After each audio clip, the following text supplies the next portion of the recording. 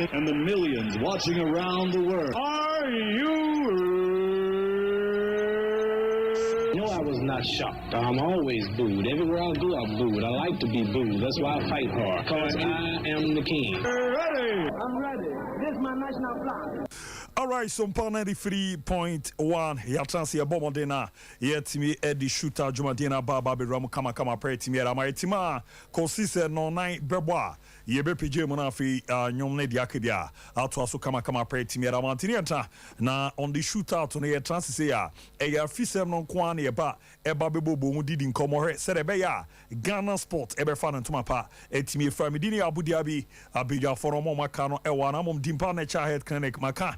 Etimiera chose also there and open a himfie open a dresu baby abo modina wenya I say John na so pa e dimpa nature head clinic common arena ya boamane madaye pa etimiera mantiosa no type bia bi omana behe etimi aso ano no mo say unye nsunsuanso ya no amana ya boto ewa otiso yemi o ya bonso oboso no ehihyew na unya ya obi ehorobo se wachi e ya de no so ya fa otipa wo ewa na se wanisu no echiwedu anadwo ntimi na wadidi ewie no edinse diane no ebenya mbozo wakoma eboma na yeze contentem kakra na san enyantoboase ebom nketinketi owa hunso wakoma ho ehihyew na de bia baba besan minimum a na on say osa no ena achase yi ne ho sa de a edimpa nature health clinic komo ena beboa mo nya ya isana nema akoye kama pa etimi ere amana munkomo no ene sere nhihye ni titi no kwa abiduro nkuto ye bomode na yetimi ere account na wajwa ya ise du de a yere amana ne de ne kakra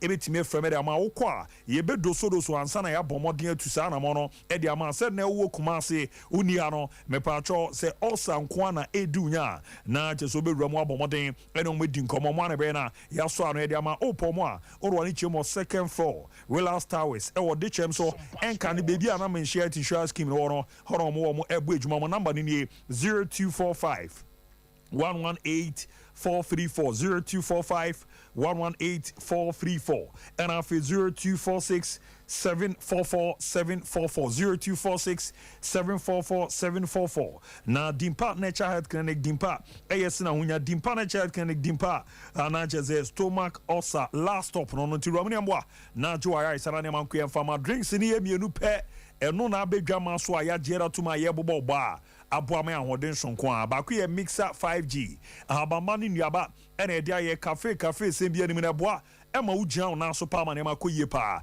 etimi ere mantu kwa koye adwumaden waye wia oroju mixer 5G no na bobo usampa ehye kama pa de mawa eboa na nema da yeso etimi ere ma Ghana omu ama school for Nigeria tumu amusua de na esi omonche na omotwetwene kakrakra danza adwena da ebenya ne no yo green tea wo ma eboa ma body shape no ena ne shade ankwa nkofa ha bia amfa mana jense no eyi ntini ma eboa ma moja ne die fusan ye mema no sisi no emu ya dinye papa entiere ya mixer 5G uko baby na ne kan yo din a o se mame 5 omo a enso na di miso fruit drinks na ba drink amu ede onya bi na agba hu sampa ehyeyi abo ma ntoto na koye pa etimiera mana mu nkomo no ene say organic fruit suso ene abomode etimiede aye enti no mango apple pineapple melon and afedi aka kan ya kabom de enti na ye na ba abedinto na ba de dodo na ba be hye no mixer 5G miso fruit drinks no a and also the call number no 0246 270-221 0246-270-221 0558 106-348 0558 niambwa ngana mandeda yepa etimi enfama upebia emia bia mebaba bobosu yabuso champana kona kokojo de overseas manager Daniel all 21st kene kobebwa amansaka bikan supermarket orwani chema sister sewa so ebwa ama wetimi agi mama Esther orwani chema domni asunje jansha Watra Baptist University Buakwa Omubu Ejuma PNC Ventures and Omanji Taxi Station OC Charity Hospital Junction Obenya Binana Sachi Enterprise Asafu Abinchi OC VIP Car Park Obo Modern Wajibina Bwa Manema Koye Pere Amanto Madaroma Yeroma Yabo Modi Abu Ejuma no Etimiera Manantetem no Minkom Dia Ne Gani Mante Abu Ejuma Ewa Manana Wiya Maunso Rwanichi Omo Joan Craft Arena Ana Ayas Omo Sports Complex wa Mohamed Kudus Abo Modi Akwa Kurama ama ne wa return okona preseason no wakwa kobo adwuma na boama ne mada ye pa etimi ramana no na confirm ye ma Abdul Baba Rahman adjoin Paul Tesolo Kibobo kono okona oni omo akwa adwuma no join omo no ono achechemu kwan na nifa so agye se ne oba ababebo adwuma da mo komo sei e na odi ramu. I'm feeling good, and it's been nice seeing some old faces and some players I've played with. So it's been nice being here. First of all, I'm feeling good.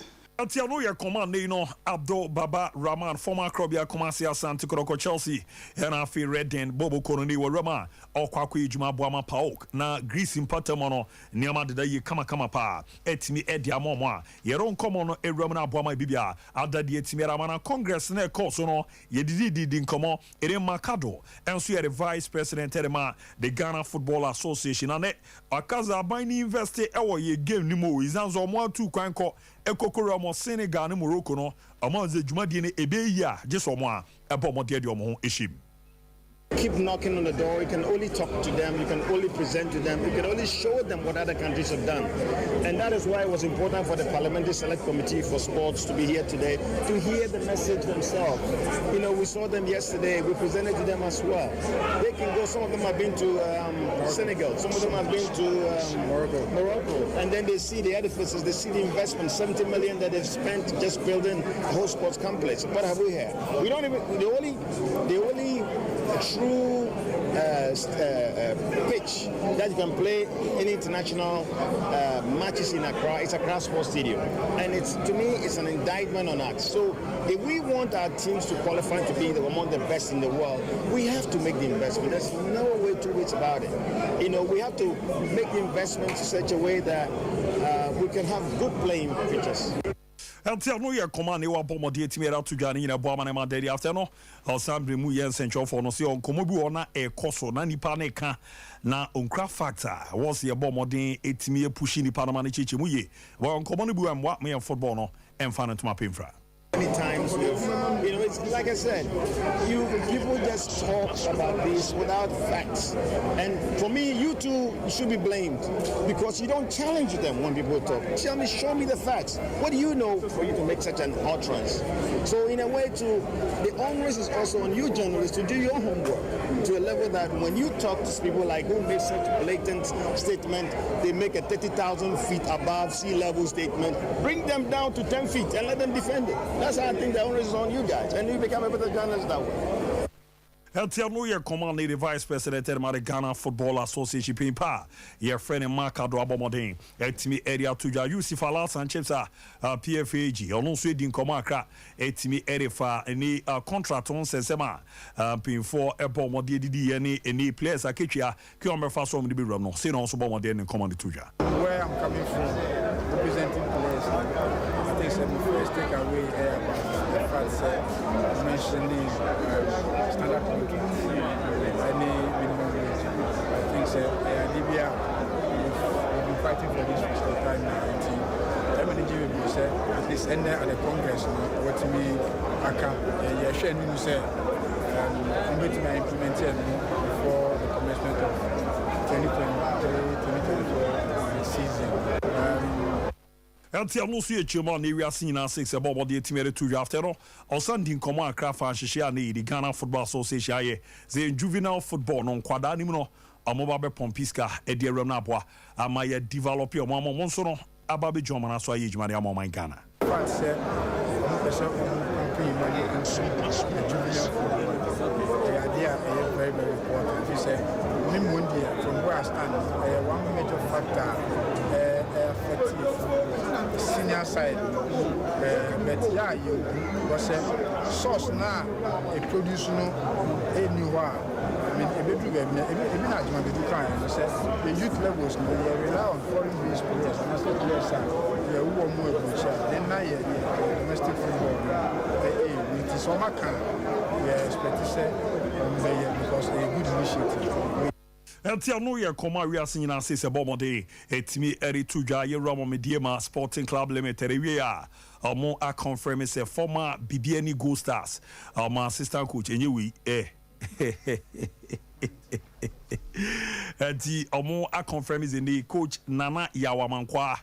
na coach here former assistant Tedema BBN Go Stars in Mediama I confirm say we joining on a 2 years contract wa bomode signing obana wa babe first team assistant coach etimi Ediama Mediama Bobuko no ere we also ma confirm say Theophilus Anoba enso abomode a 1 year contract extension eromu kama pa Ediama no Theophilus Anoba esan to aso abu edwuma etimi Ediama Mediama Bobuko na munkomo no ena na pimpa your friend Dr. Tony Obi ono na ebo che edemo mo na wedi nkomo akra etimi era form Africa na omukwa kujina no.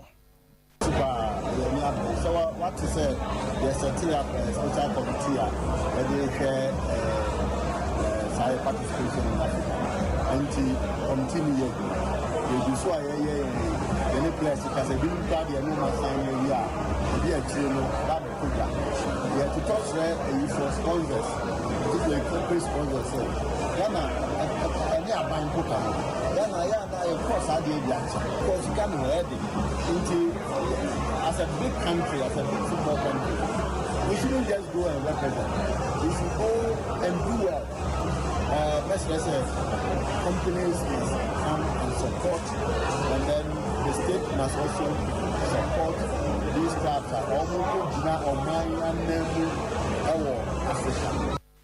Atiano ye commande no pimpa for Dr. Tony Obin apo moderi atujani nyina boa na bibibia akuyi kama preti merana yara musano bed power Ghana Premier League nyantie z 2023-2024 bibia deda na kwama 20th September 2023 ere babo modena yetimi asha se na boa na ne madadi impera mana ne yankare wo 6 years ago and Akrobia Kumasi Asante Kroko Nepepepe WC no Moko jam game against Interlicer or Moba Najeza Quinchiano Ekuku Ramana no Edimpa na Munkomo ene sere niema ni titiano yedu amanfozo akaya no mrebi atwam honsem ne so ye ni sika sem ne ade ade na Michael Akufo midfield Gaddafi on this issue any din komo no say no bomo de dijai Jamaica dada na Ghana any system they are 442 and one ebo ntino meka se dada na also this year and 12th of July by 6 years, you know. And the one is like you get a letter from a big club like Maja and Tekotoko, or acknowledge say they have to give you guys compensation. And like we have been dragging it for about like make I say 5 years now. And me home papa becha like I don't know.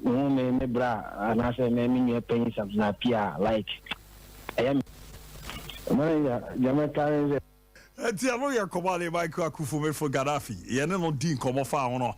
I'll say WC no ke aya na eya. Mun sesem no ene sere niema city rebesi ne no bibia wo se ba ku mi bibira no enya de se remedy amom na meba na ne ere bo modern Ghana football philosophy no yetimi ye kokokopa hontuma na football DNA enya de ketwa de ne benale penem fu ahihye omode ba no acha 10 years time Ghana ye bobo papa so ball ne ye gini ye pipia ne ye de ba o de fa ne age o de rama ne age ne ye ni se timeba na maba bidi unkomo na aboa ama ne makue party ama na ma be heba clinic makan de acho se ma me no nyame nam no so edwuma obo no ya de ano edem pa na bibidro nkuten okwa o de be kan na wajwaya isa wo ye be ma wade ni so a obezo pejama akwa ama ne be hwe waisa transition from Waisa to Beam Nation name what you do baby girls no one on zampa kwa ya bejuma waba no so wapem ye pa ma ye right kwa obe no waboy be ma prostate no ene wunyi na ye kese wa rent to one ama da bi no ye de ade bi kwa koto be ma ni me ba ne sa ya na ha dwen baby girls no na kra wa hoden aye pem omo no era omo asesa kwadwum ne boache mo ye chi na ajekumti azimponi akwa kwuramu e wa samando ade na te kokra ne de o na jeze obe yi o defe kra ti we na ma me no amano so no learn spare count ya de din kofo bebrinya ama o ma peba atutu ananso no omunya na bia entime mfafim ni no be na wahwe na waboa baby girls no makase ne center boot no na jezo mo twa akrakra na ma boot na za lusu kakra okwa ama me be boa na watimi a tighten e de ama baby be de na na jeze aye kama pa sunje abafie timiere ama nam ya ye bia no obre no wi etimiere fio area ama bosome so bu nsa na de ntiamu sa ni nyino hwe na otimi eso ana hepatitis diabetes obre na wetimi aboa bacterial infection ni nyino hwe na wetimi ye de fio ni semesa wo mne se twa ya ba ko agu nkofo ni mase pa e wa asasi so o sa ha ni bia mfansie ene mamia be nkasa ezanze nyame nam no so eno ne de okwa oboni ze dwe na jeze da bibi kra na so no wanya found the sickle cell sesem no akwada na yesi onyi fandu bebi no ni nyina na mamene hwe etimi eso anoboa e ma ne ma deda yie pre etimi ma ntu kwa scan test no be sickle cell test oye tano so apatrapa new site o babana apatrapa junction 0243 3453920 3453920 na 0506 460208 0506 460208 no mboa na ne man koye pa etimi enfama na yanko na launch na ehwe kakra nizanze ne dubako pepepe ena no pia bo mo de etimi pa no ani nyina no DNA na Ghana football philosophy no nkomo na nya de keto akra na emu nkomo no book na ye de aba na yenko time na ye book na pie no say na isietie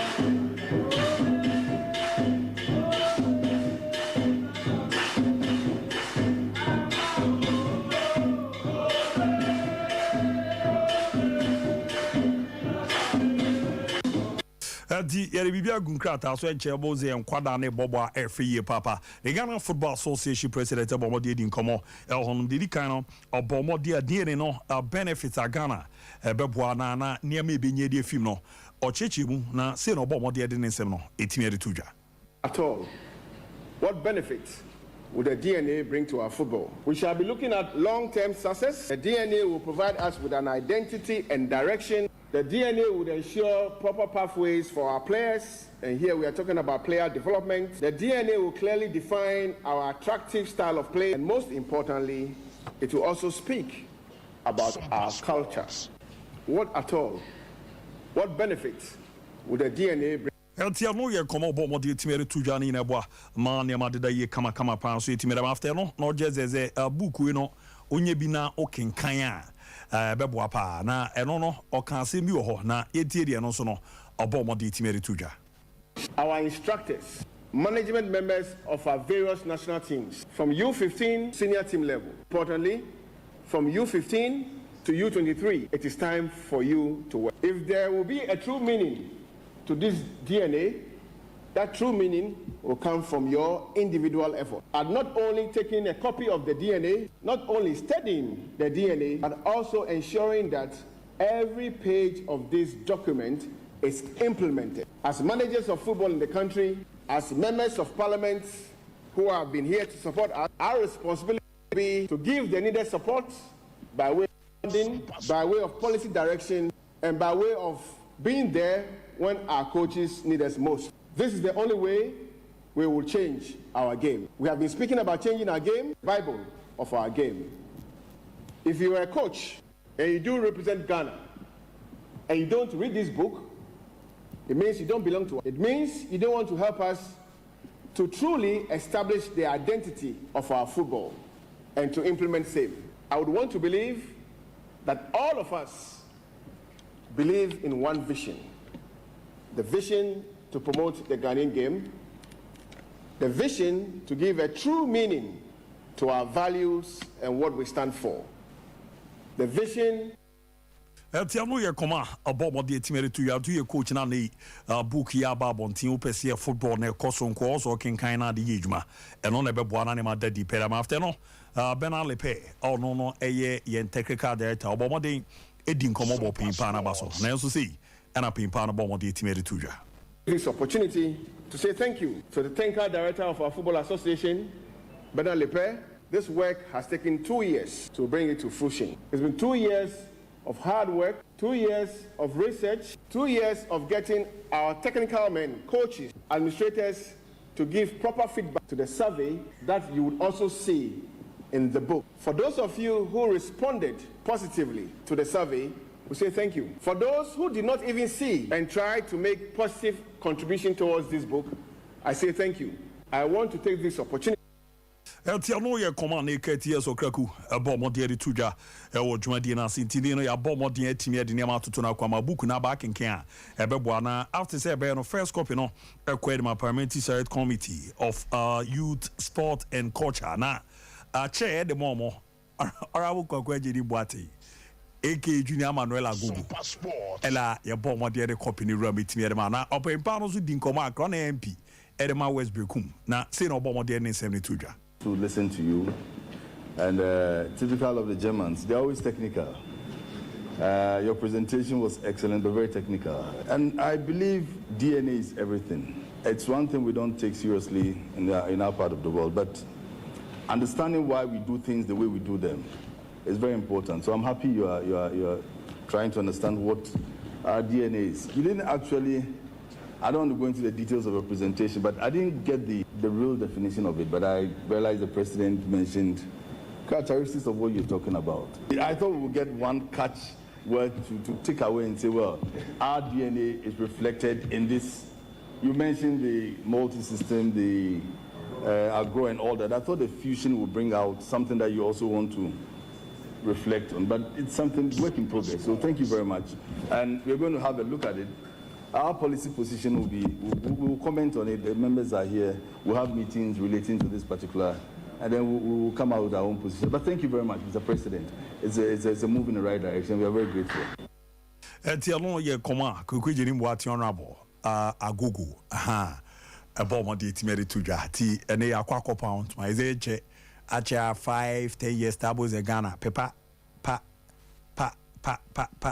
na ya tene ni ye pia de atoa na de rana de ani na bo yen coaches ni de ba be ye dwuma nti be rewura yen kra no be rewura mo bibia e be rewura mo bibia na o mamma yi game atumu za no edem pa mameko na me na biya phone nto aso na yehwe sere ne ma esiete na yewura ma biyo mira na biya je de adomara ko ya ba no so de ne aba what I say I'm done first can to ne nko you know Sompa sports everybody involved in the DNA philosophy launch abaso. I'm not going to say anything about the future of the DNA book say be implemented say infame cry, but I'm going to stay in the present and live in the present. No me chairman say mu say adwuma ma ya abeduru sabre no na bo ma baso em say kreku double kreku na man so te say questionnaire omo dey survey na ready na baby am me yem adwuma no maybe say nipa dodo say ne omo kasa e ba ni na hu ya it's been put into a book. 200 people. 200. Yeah, including coaches, former coaches, legends, some active players, media airways who count, and then to some extent, and this is more extended, but 5 or 10 video call the general public almost selecting call for back community. Oh, okay. So 200 people on our Moye survey on our J, on Ensem. The way survey documents in the send so bit me that too. Oh, okay. How na esiet here. Inti ya mobisa questions na your baby ni documents ni bini. Mobisa questions na. Yeah, inti general no bisa say we now booking him. Oh, okay. Inti does Ghana have or had a football identity based on their culture and tradition? If yes, describe it. Nti ote se Ghana football bibi say wo mo ana omo bisa no achirem. Ghana was considered the Brazilians of Africa. Please explain the main feature or features of this style of play. Nti bisa asa questions ni na answer na submissions are obemano. Na e inform what will go into the football DNA of Ghana as authored by Bernard Lepet and then the technical team no. According to the next slide, next one. I think the way page 8. According to the next slide, now we have other set of questions. Until we say player profile. Please rate the key elements of Ghanaian players' profile from 1 to 10.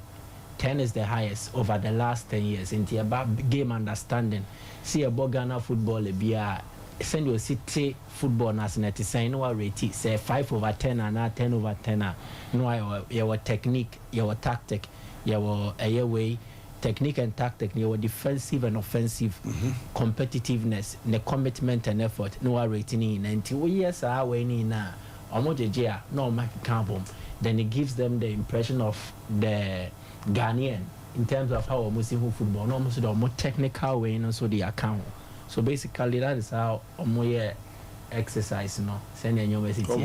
Yeah. And then philosophy, so general game principles. Maybe so we want to play according to the following overall general game principles. 1, we play dynamically forward with an attacking attitude. 2, we act instead of react. Next, you'll be proactive. 3, we play intelligently, creatively, and express ourselves, individual brilliance. Now, 4, we play aggressively, passionately, with determination and commitment. 5, we prefer depth over width. Then 6, we are variable in our attacking game. Now, we play with a strong character. We defend in spaces well organized and disciplined. We play with a high level of concentration for the entire game. We quickly switch from defense to offense and vice versa when appropriate. Now we act in crucial situations with and without the ball at the highest possible speed. And then they form the general game principles of the playing philosophy now among a developer. So a book is a dozen. But maybe these are the early features. Another time, then we see if we can look at the other. For document not the man for forward my WhatsApp says I'm to find quiet. What's our chichi? What you may and I'm to me quiet meduma. Sana say multimedia digital broadcasting platform.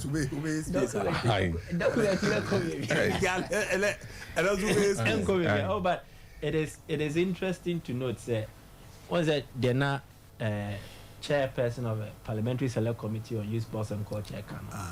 Honorable Kukwajini Boateng, aka Agogo Abuja Club Pidono. I na Brekum. West Brekum. David on goes back get it.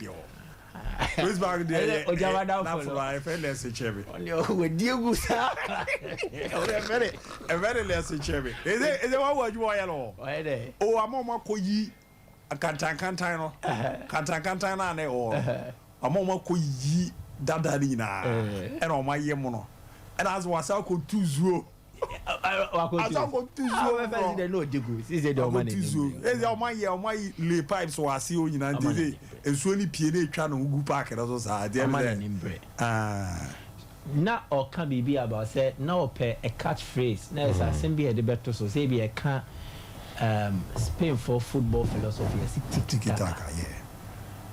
Now Jacobo the Dutch total football. So Italy for Catanaccio. So famous football philosophers there. You were a certain name, phrase, words, and one word.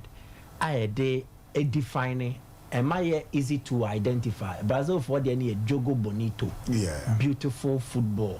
So normal the samba no so afra. It would have been perfect if Uncle Mod the title be to so say near what Sika could never say or be fusey agrone modern football now or not the other. So if Kenya Bibisa the say under this administration no Ket Maba Benale Pet Maba Beye Juma or more the football philosophy be a bar ni din say netia and personally Le Pet in church okay be a it depends on honest and you'll see him. But I think orally he did not perform in his presentation. Book no yet different from how he presented. Why read the book no? Oh, the book has been so how why read the book no meaning so copy Kawasan to Ghana for you. Oh, After World Cup, we've had the book since. Oh. O call download Dubai waka muntini. Can Ghana voting. What is captured in the book and in the presentation? And Tessa, so you might not be so enthused about everything that happened. But what kind of book now? Yep. And book no more a project me no more run the philosophy and the TID. Oh, okay. Yep. TID near the talent identification program. Sa tip no any football philosophy no more running. Sa tip no it would also help them set up sa regional academies na Ket Bobo Boso no. Then ebe form the National Football Academy. Into the profiling of players, a physique, a technical ability. Then you have a overall contribution our park in so. So almost the philosophy no ebe running that talent identification program no. Then they will scout across board. Was a year under 15 national team coach. Yes. Good. So almost scouting across board for a man in Memang. Then they will rope them into the regional academies and organizing football competitions. Then out of the football competitions, it is either going to be 2 years or every year. It has every year be an number competitions. Now a 2 year period. We are normally the best out of the rest.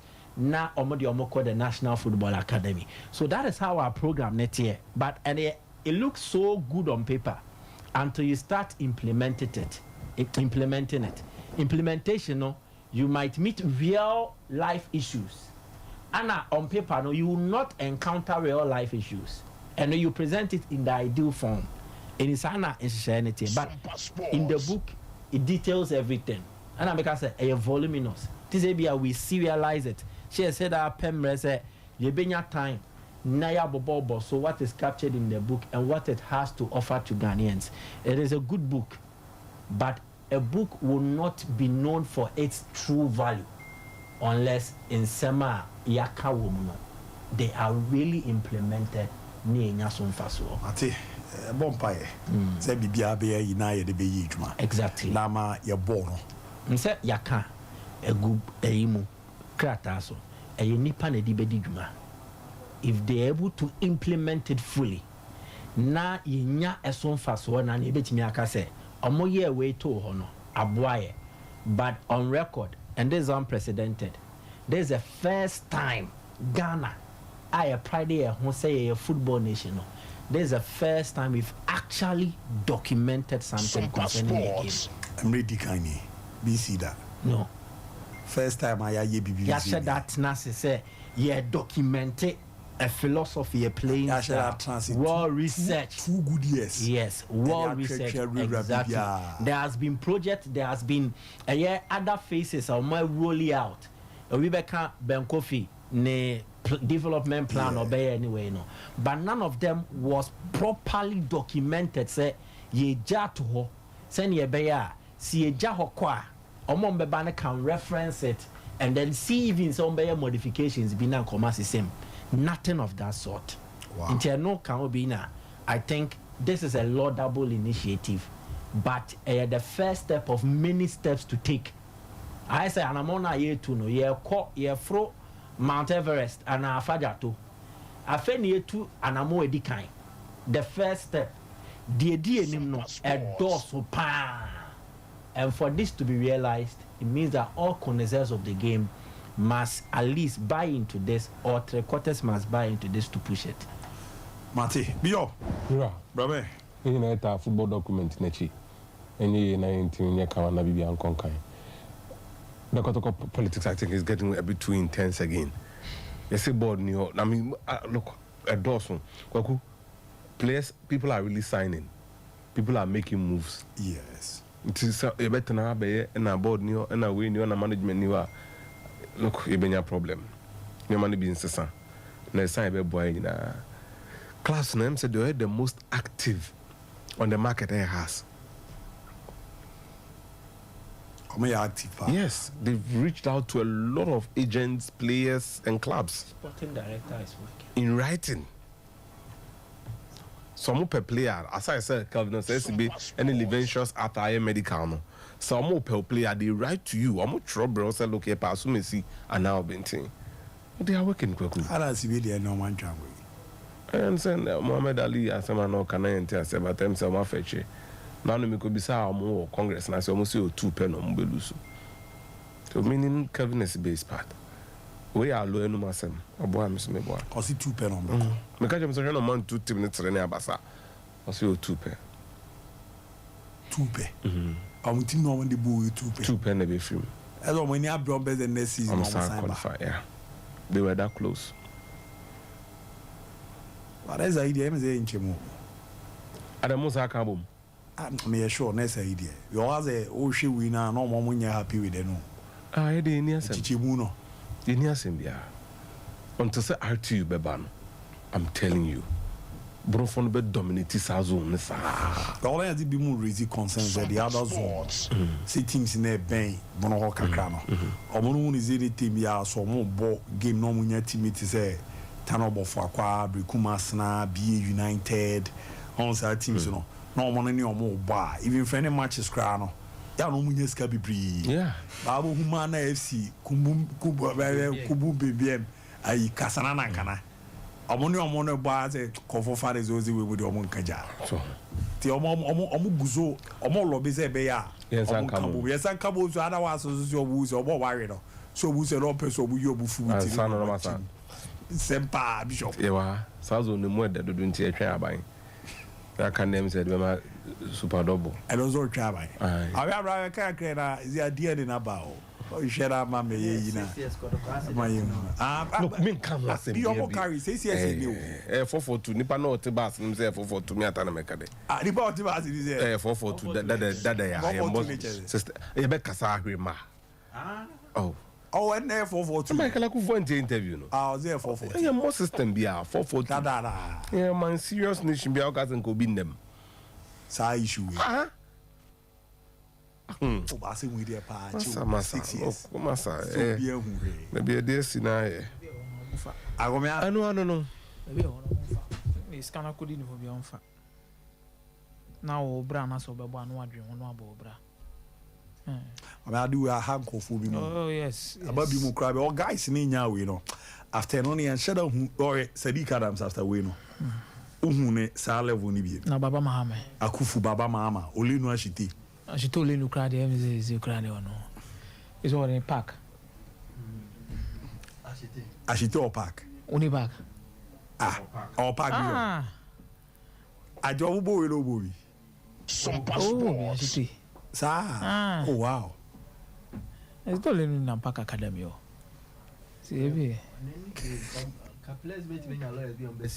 but I know the old Trimanson and what Trimanson is say. Now Trimanson now what Trimanson issue with the issue be a we crack it is almost the panic and ye be a kai or Momuti no more. Asema si amu be a ren and quam. Amobi akomia issue also more no mo so anu me say one say e bi mu try make sure say bia Mr. George sorry the late the man bi on mo school sem ne sanyo ma no o betimi ahwe mo ye there but ma me no there no ye have you followed up then the nkran na busua no apart from school no cry home no cry then nkran no be di cause na mkotoko hunti na ja papa ne fa hu there the hwere ne nkwa see some of these things, you know, me who say some passport. Obi na kana asem kasa ye mframa. Kromo ase no kasa. Ye who say ope kasa dodo. So, ye who say kasa dodo. And these are so craba could have an contract. And these are one could na baby gra. And these are matters are me to me say obetimi na so obetimi ahwe ho ape bibia ye. Forget about them. Modo the office ka be amanefa. Yo mpeso mo ye bia mo munye. Simple, sir. Oh, yeah. Ultimate teacher be some good chinkanches by for some baby. And I will jump Kruma to be to have a teacher of Saguchi. No, we can't force anyone. Ultimate. Ti Madaroma, Michael Kufumo. Oh, we be a moon from Adrian, because Namunia will must send from home.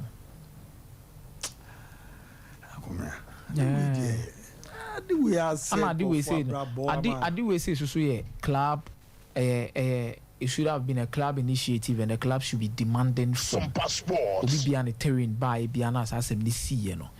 But because of the politics in Kotokono, as will be fan say we be na adwuma nti ye tenetene yensa we na ye iti monko we ho na mo nipa no bia mi ho na oni kotoko bi but ade na see ni na ye in the name of Kumasi Asante Kotoko. So if there are appropriate headquarters to make sure say they will take this case on against Obi Bia Oye involved, no, it's the club. It's the club. Players in the intimia it's the club that is supposed to take it upon itself and deal with such matters.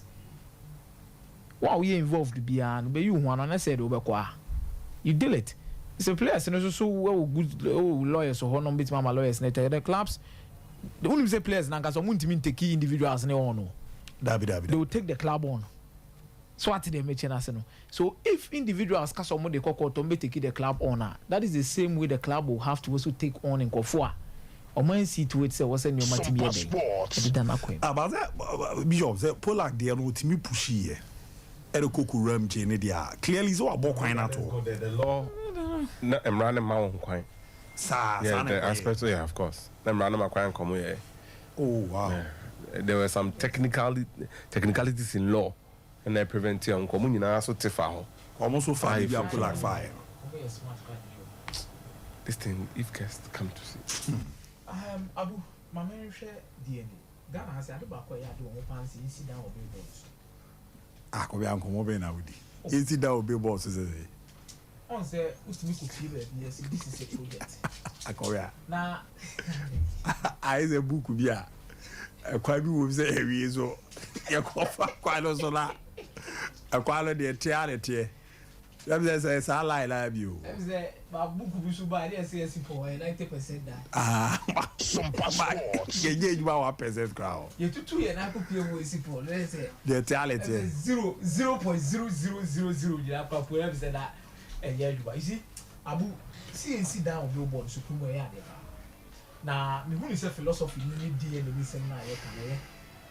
Me realizing your man 9B. Out of Omudu Medina or Moody, no. Almost they can 4 moments no more specialize on more possession offensive. Say, put a more near possession, how I see it, pretty chance. Transitioning offensive, and transitional defense. See, the corner say, I think one entry and say, my quite dream become a fast way, I bet tackle us, I bet Jibon. Then, I will look at the patterns, I can a bit me and display when the possession and offensive part of the game. And individually, some one could tire out of possession. Ghana send you visit your boy. So I know more win over the Google and come say, my baby, you must see it. Now, I'm sure more person will shall say the junior level. Sompa Sports. Under 7. Now, under 7, no more qua ba the ababi drew 80 boy Macasa Guana. Yeko. To add out here. It's under 7 low.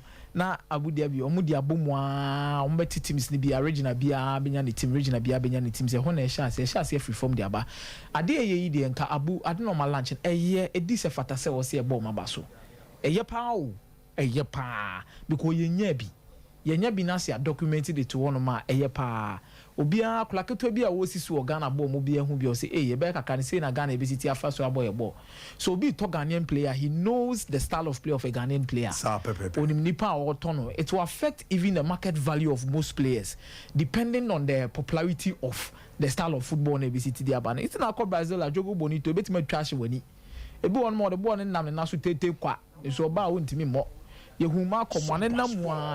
see, most of these things, and it's about how they brand some of these players. Hey, no crazy. You name a lot of Brazilian players, a bit more package or more bro. Oh, Jogo Bonito.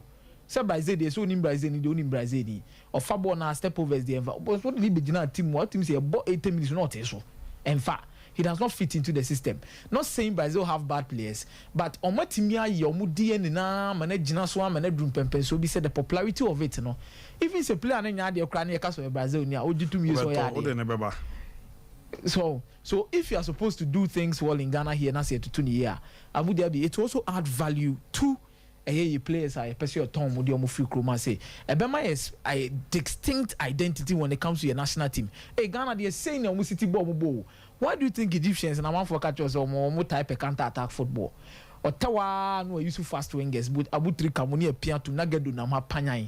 And these are what is happening in this particular part of Africa. Young style of play. Senegal, one name is Senegal, with aggression, a certain level of aggression. Mali ne drum rebu Mali about him say Mali they no be him say aside from born or money no ade ba ko edem mo da busuronko ne pa how aggressive they were and how strong they were. Abu omu jina ball so at time carry omu pem credit. And maybe these are things that is going to help your football. But the entire me can share say me can say that you see na bro and say you see billboard so e come up no. As a book ni they are true, but I say they be adwuma no. Kroma your biggest problem you know. Me so timi ko pie ba bi ni adoni aye project ne kama na da billboard no so. Ni allocate ase ba bi am be park car. It's a dine be glass house. Who say to so we billboard ne the artistic impression of the corner e ba be na say ai Ghana be fe. La oh kuma se be de 2038 Black Star Stadium. So what you are? 2038. What's that stadium? Oh, can say be host World Cup. I say Ukraine. Well, you see, Katali Ukraine is a stadium. And Odrenwa untia se okruba city o metwobu kire kaba by see de be ya adwuma de be ya adwuma no e ho ne asem no ne tintini ne tietia ni na no almost about 2 years later 2 years no so mranfa so. And this shouldn't be someone's legacy. It's a football association legacy. I know that Kurt is there. Kurt has done his part. Why is so well in making sure that this. But Obi baby and yen sheni pakron say I do baby a drew or level biano. I was saying pakron to me a day. It was so. Our man na no na ya na hadwin. Is that Michael Castle can Uncle Ben Coffee there no. 5 no so ya no. I biakra na oni. How do you queer no? Say me na me dia de ne beba. Me ko le bia komiana ba ai we crawl yansa be no no na e be kire me de menye me so that me de ba we bia pe bibia be dey ye bobo ni ba we no se the book ni be ejuma wa fa akra under 7 e kire na dia amana pija ba be do ya komia ne ye to aso se be boa ye ba we e was school bia PE teacher nya book we bi yeah e was school bia e was so much Ghana Education Service e was PE teacher bia as part of the curriculum. I also we are part of it. Intimuko PIA when they are teaching you and I'm school team na some boy. See school the primary school New Jersey no be our school team. That is what we teach you at that level. At least the basics within this. Unnim shekra with a certain level. Meaning so office stage one ko stage 3 say better to so I'm fan coach but so unnim say no cry there was at least nipping free primary school no cry at least the basics of normal also timisuano. This should be part of the curriculum. If you want your football on per se 2.1 and we crab man for the donor interest in going to school near that because him so go school near there born obesanya opportunity ahead.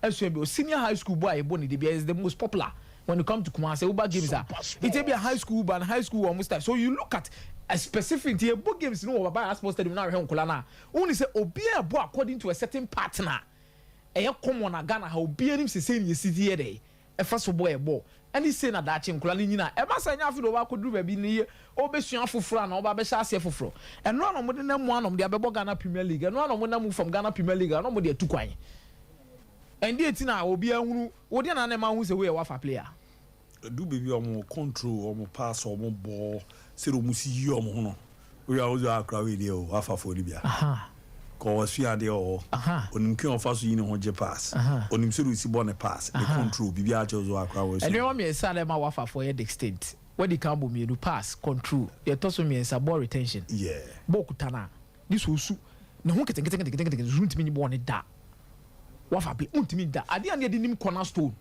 corners na e more like jogo bonito plus possessive football cornerstone player be any step over ball. Why is the Brazilian corners no nim she kra corners player no nim she bo kra na sa na skill set no kwa so de be step over sa skill set be a pass e konto unim so onim ye even these teams have gotten their identity. How much more a whole nation and we no kra no oh yeah no kra na was most of teams no be o ma establish o as academies o Ghana no because o timi show ma o timi ye no money be o book nim because o titi player na turn player no Ghana asset. So if there is something benefiting Ghanaians e also almost to benefit be so for right to dream to afani obi academy be a cheater no wan mu nyina no e also mu nyina so e have some part to play in this particular book said your mo person your city ko because when you Togolese player now training no, and you're Burkinabe player, you're training a Ghanaian player. Sompa So you have your philosophy there to try to dream. Yes, you are doing it. Yes, but at least some part of this will be looking into it. England for launch your EPP elite player performance plan. It was back in 2011, but about full force 2012. Where omu pushy, omu use Southampton for nekaka as at that time. Now, plan on my ni said they have data to even monitor the progress of these players. And a detailed report of every single player who is involved on national assignment. So, whatever blom no matter the procedure level, no do say they will request. It there is Sancho Mukoje under 17 World Cup no. Omube number club no. You there is an annual reporter who are Dortmund also the ba. What the ba no be the English if and also send them on mail detailed data. Be running and be teams no morning now so more what it means to make sure some media players and at some point in time so they'll keep them in check. To the bad to know him. Progress net we say the injury record this season net to see and the passing ability the per data and we improve you up to this level. Okay, the stamina net drew 99 and I swat here about 98. And I heard the city control the board down in Usi and the pace no call the community and I say so yati. Then they'll ask legitimate questions. A dientina Sancho the ball bona say. A dientina won't mean you say. And yet total we know but basic things are at least a money panel looking sharp for one person multimedia. They will ask you. And every single Premier League club, you're trying to say at the academy level, you have to work according to what the elite player performance plan on the two and where that one also be a academy also one will be an it took too much time. And in England way. I would do level B. I'm quite crab or more First, na England and 117 World Cup. So I'm saying it's but I'm more moves are draining your much body. Sir. And they are playing so. She almost dominance. I'm going on and 21 championship. Then your tournament get wow. While her France for players are no room. She Netherlands for players for body buy. Why is it that the Netherlands feel that Omubo say they have to go back and make sure some maternity in Yoma? Abu book on there. And a Juma no say the buy any Juma ketwa so beat and them no catch a technical diet and find Juma. Oba national team company a which there be. Yes, Juma. Schools benyabi, academies enyabi, youth teams no. Or more Ghana ebi akotoko youth team amon show mo. No munyusu. At that level, Gazelle Ukraine 1 at 17 and 20 amon shano. Obe amante o chen ebeshia. Why? Chen ebeshia. Yako de akebia to aso ere amamo.